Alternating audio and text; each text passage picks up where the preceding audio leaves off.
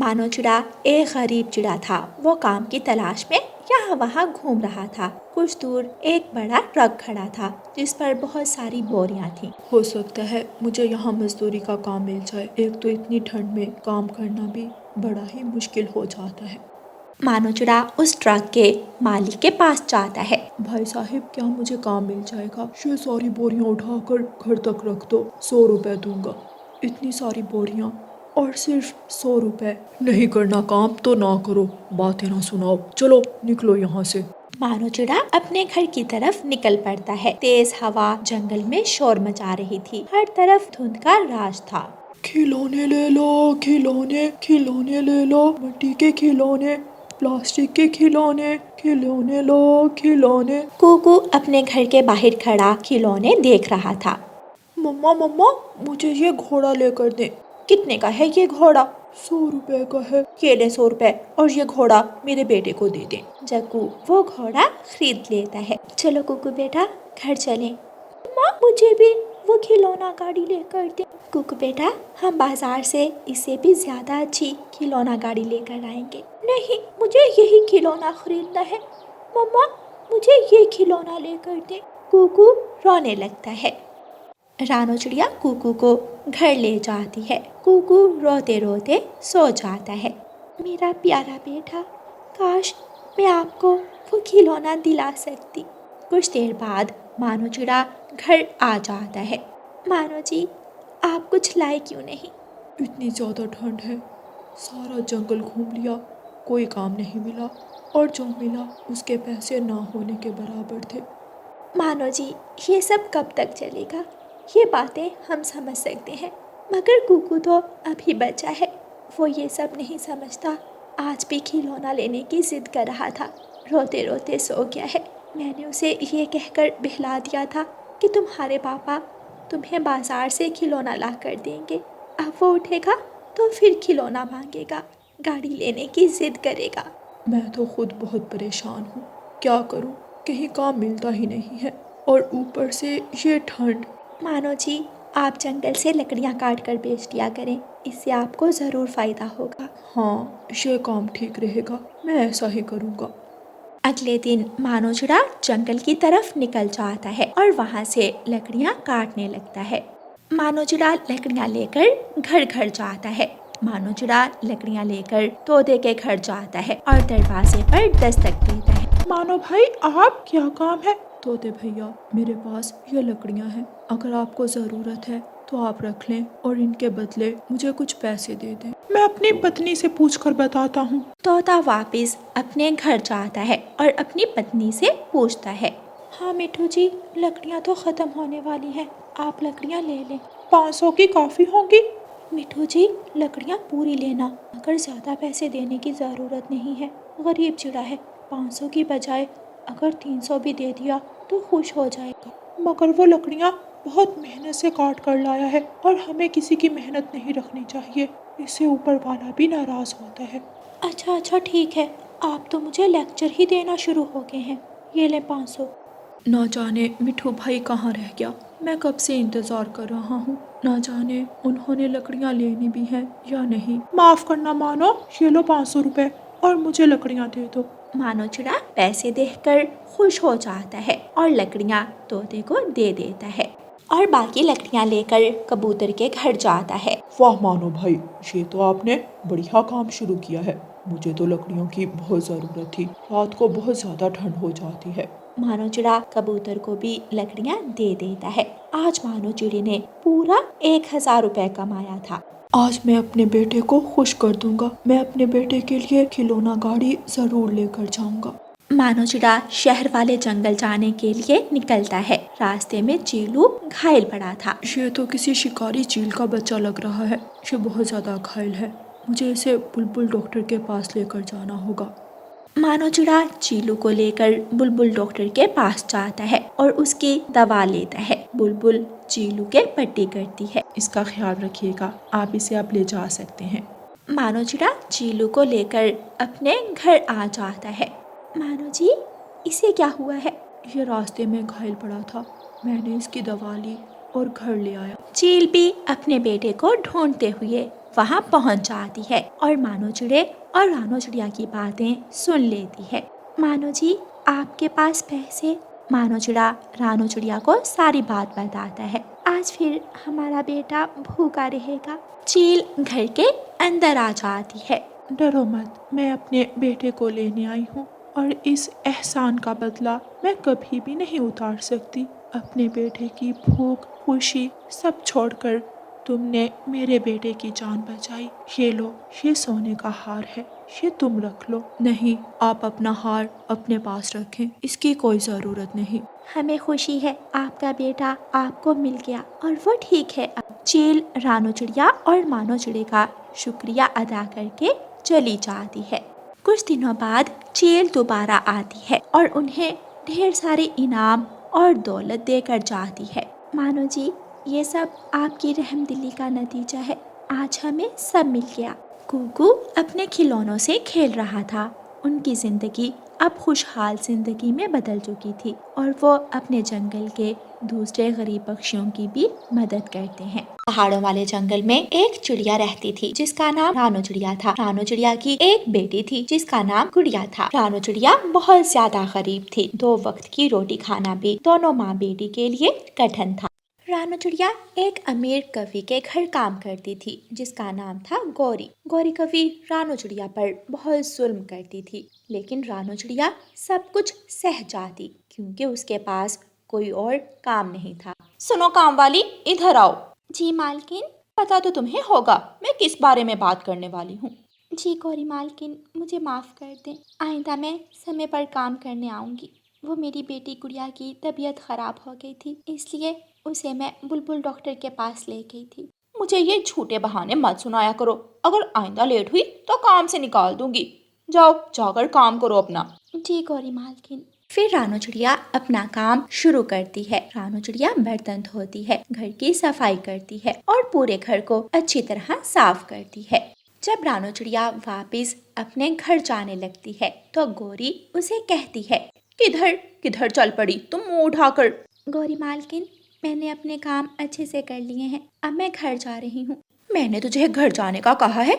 आज लेट आई हो तो सजा भी भुगतो। जाओ, जाकर खाना बनाओ। मीठे में खीर और नमकीन में चावल बनाओ। गौरी मालकिन, मेरी बेटी घर में अकेली है, मुझे उसे भी जाकर खाना बना कर देना है। मेरे सामने जुबान चलाती हो। अगर अभी तुम्हें काम से निकाल दिया तो गुर्बत में ही मर जाओगी।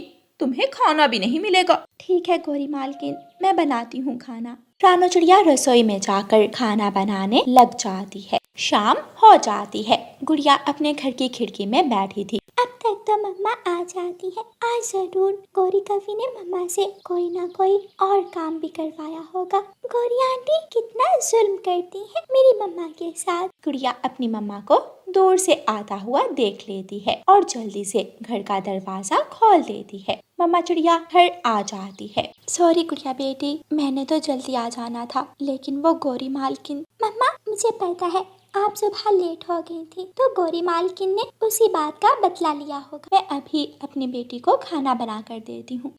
रानो चिड़िया जल्दी से रसोई में जाती है और खिचड़ी बनाने लगती है। मम्मा, आप अभी अभी तो इतना काम करके आई हैं, थोड़ा आराम कर लें, थक गई होंगी। बेटी, मैं सब कुछ बर्दाश्त कर सकती हूँ, लेकिन अपनी बेटी को भूखा नहीं देख सकती जब तक मैं जिंदा हूँ। आपको किसी बात की चिंता करने की जरूरत नहीं है। मम्मा चिड़िया खाना बना लेती है और दोनों माँ बेटी मिलकर खाना खाती हैं और सो जाती हैं। अगले दिन जब रानो चिड़िया फिर से काम पर जाने लगती है तो उसकी बेटी गुड़िया साथ जाने की जिद करती है। गुड़िया बेटी, आप भला वहाँ जाकर क्या करोगी? अगर गौरी मालकिन ने आपको डांटा तो क्या होगा? मम्मा, मैं घर में सारा दिन रहकर बोर हो जाती हूँ, मैं आपको तंग नहीं करूँगी और गौरी आंटी को भी शिकायत का मौका नहीं दूंगी। फिर मम्मा चिड़िया अपनी बेटी को अपने साथ गौरी के घर ले जा है। पहले ही तुमसे काम ठीक से होता नहीं और अब अपनी बेटी को भी ले आई हो। अगर इसने शोर मचाया तो छोड़ूंगी नहीं। गौरी मालकिन, मेरी बेटी आपको तंग नहीं करेगी। मम्मा चिड़िया अपनी बेटी गुड़िया को साथ लेकर रसोई में जाती है और बर्तन धोने लग जाती है। एक प्लेट रानो चिड़िया के पंख से दूर पड़ी थी। गुड़िया अपनी मम्मा को वो प्लेट पकड़ाने लगती है कि गुड़िया के पंख से वो प्लेट छूट जाती है। टूट जाती है। गौरी कवि अपने कमरे में बैठी थी, उसे भी प्लेट टूटने की आवाज चली जाती है। वो भागती हुई आती है और रानू चिड़िया के दो लगाती है। मेरी मम्मा से दूर हटो काली कवि, अब अगर तुमने मेरी मम्मा को मारा तो छोड़ूंगी नहीं। बड़ी जुबान चलती है तेरी, तुझे तो मैं छोड़ूंगी नहीं। माफ कर दे गौरी मालकिन, वो बच्ची है, मैं आपकी प्लेट के पैसे दे दूंगी, माफ कर दे। इस प्लेट के पैसे तुम्हारी पूरी भकार से ज्यादा हैं, निकल जा मेरे घर से। आइंदा अगर यहाँ आई तो मुझसे बुरा कोई नहीं होगा। दोनों माँ बेटी रोते हुए गौरी कवि के घर से निकल जाती हैं और अपने घर आ जाती हैं। गुड़िया बेटी, आपको क्या जरूरत थी गौरी मालकिन को इतना कुछ कहने की, आप कहाँ से खाएंगे? मम्मा, अच्छा ही हुआ जो उस काली कवि से हमारी जान छूटी। वो कौन सा आपको पूरी भगाड़ देती थी, 200-300 फिर भी काट लेती थी। देखना हम कोई और काम ढूंढेंगे। अगले दिन रानू चिड़िया कबूतर के पास जाती है और उसे सारी बात बताती है। रानू, मेरे पास तो कोई काम नहीं है, लेकिन तुम तोते सेठ के पास जाओ, वो तुम्हें किसी न किसी काम पर जरूर रख लेगा। रानू चिड़िया कबूतर के घर से निकलती है और तोते सेठ के घर की तरफ जाती है। सेठ जी, मैं एक गरीब चिड़िया हूँ, मेरी एक छोटी सी बेटी भी है, बिना काम किए हमारे घर का गुजारा नहीं। प्लीज आप मुझे किसी काम पर रख लें, मैं मन लगाकर काम करूंगी और आपको शिकायत का मौका नहीं दूंगी। देखने से तो तुम मुझे ईमानदार लग रही हो। मेरा एक मकई का खेत है जिस पर मैंने मकई उगाई है। तुम्हें खेत में ज्यादा काम करना पड़ेगा, तभी फसल अच्छी उगेगी। सेठ जी, मैं पूरी जी जान से आपकी मकई की फसल उगाऊंगी। रानू चिड़िया हर रोज अपनी बेटी गुड़िया को तोते सेठ के मकई के खेत में ले जाती और दोनों माँ बेटी मिलकर काम करती। दोनों माँ बेटी मकई के खेत से फजूल जड़ी बूटियाँ निकालती और मकई की फसल को समय पर पानी देती। दिन गुजरते गए और मकई की फसल पककर तैयार हो जाती है। सेठ तोता इतनी अच्छी फसल देखकर हैरान हो जाता है। रानू चिड़िया, तुमने तो कमाल कर दिया, इतनी अच्छी फसल मैंने पहली बार देखी है। ये इस बात का सबूत है कि तुमने बहुत अच्छा और मेहनत से काम किया है। तोते की मकई की फसल बहुत महंगे दामों बिकती है और सेठ तोता रानू चिड़िया को उसकी भगाड़ के साथ साथ एक बोरी मकई की भी देता है। मम्मा, क्यों ना हम इन मकई के भुट्टों को भून कर बेचें? अब ठंड का मौसम है, इन भुट्टों को खाने में पक्षियों को बहुत मजा आएगा। हाँ गुड़िया बेटी, आपका आइडिया तो बहुत अच्छा है। इस ठंड के मौसम में भुने हुए मकई के भुट्टे बहुत बिकेंगे और जो मुनाफा होगा हम उन पैसों से मकई की नई फसल उगाएंगे। फिर दोनों माँ बेटी ऐसा ही करती हैं। वो नदी के पास अपना ठेला लगाती हैं और मकई के भुट्टे भूनकर बेचना शुरू करती हैं। एक ठंड और ऊपर से भुने हुए मकई के भुट्टे। सब पक्षी दौड़े दौड़े रानू चिड़िया के ठेले की तरफ आते हैं और देखते ही देखते सब मकई के भुट्टे हाथों हाथ बिक जाते हैं। रानू चिड़िया को बहुत अच्छा मुनाफा होता है।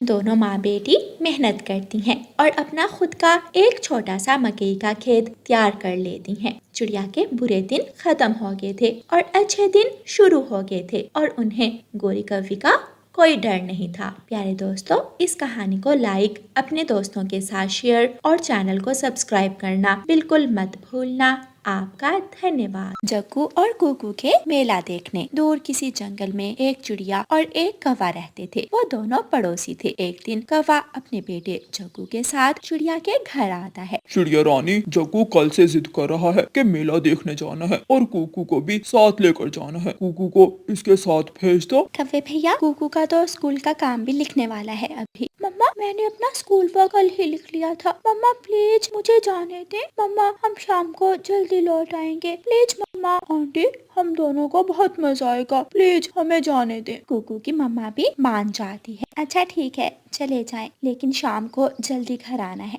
कुकू और जग्गू कौवा अपने घर से निकलते हैं। वो दोनों उड़ते हुए दूसरे जंगल में पहुंच जाते हैं। दूसरे जंगल में मेले की बहुत ज्यादा रौनक थी। बड़े बड़े झूले, नाव झूला और घोड़ा झूला गोल गोल घूम रहा था। कहीं मिठाई का स्टॉल था तो कहीं पानी पूरी का ठेला। कुकू और जग्गू नाव झूले पर बैठते हैं। उन्हें बहुत ज्यादा मजा आता है। अंकल अंकल आहिस्ता चलाएं, मुझे चक्कर आ रहे हैं। तेज तेज और तेज चलाएं अंकल।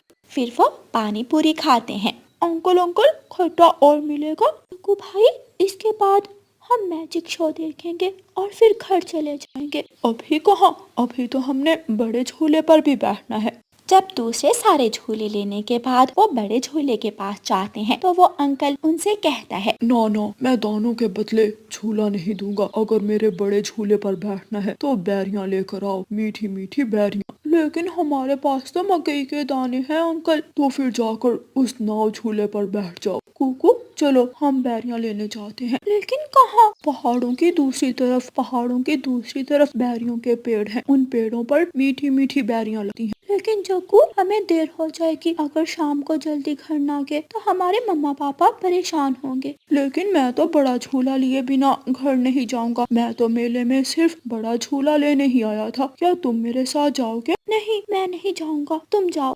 जग्गू कुकू को वहाँ छोड़कर अकेला ही बैरियां लेने पहाड़ों की दूसरी तरफ चला जाता है। सफर लंबा था लेकिन जग्गू कुछ सोचे बिना उड़ता रहता है। उसे दूर बड़े बड़े पहाड़ दिखाई दे रहे थे। उसे ऐसे लग रहा था कि वो अभी पहाड़ों के पास पहुंच जाएगा। लेकिन वो जैसे जैसे उड़ता जाता, पहाड़ तो आने का नाम ही नहीं ले रहे थे। पहाड़ दूर होते जा रहे थे। शाम हो जाती है लेकिन जग्गू लौट कर नहीं आता। जग्गू तो अभी तक लौट कर नहीं आया। मैं वापस घर जाकर मम्मा को बताता। कुकू वापस घर को उड़ता है। कुकू अपने घर सुरक्षित पहुंच जाता है। मम्मा मम्मा, जाकर कालू अंकल को बता दे जग्गू पहाड़ों की दूसरी तरफ बैरियां लेने चला गया है। वो अभी तक लौट कर नहीं आया। बेटा, जग्गू ने तो ये बहुत गलत किया। उसे नहीं जाना चाहिए था। मैं अभी जाकर कालू कव्वे को बताती हूँ। रानो चिड़िया जल्दी से अपने घर से निकलती है और कालू कव्वे के घर जाती है। कालू कालू भैया,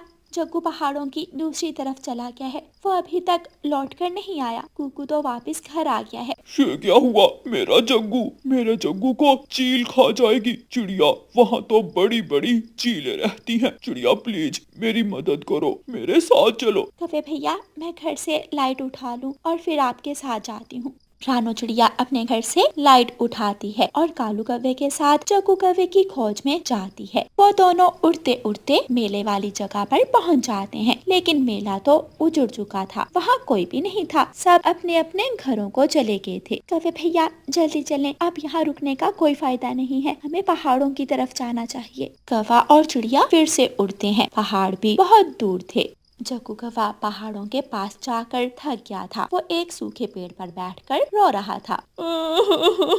मम्मा मम्मा पापा, मुझे बचा ले, मैं यहाँ हूँ।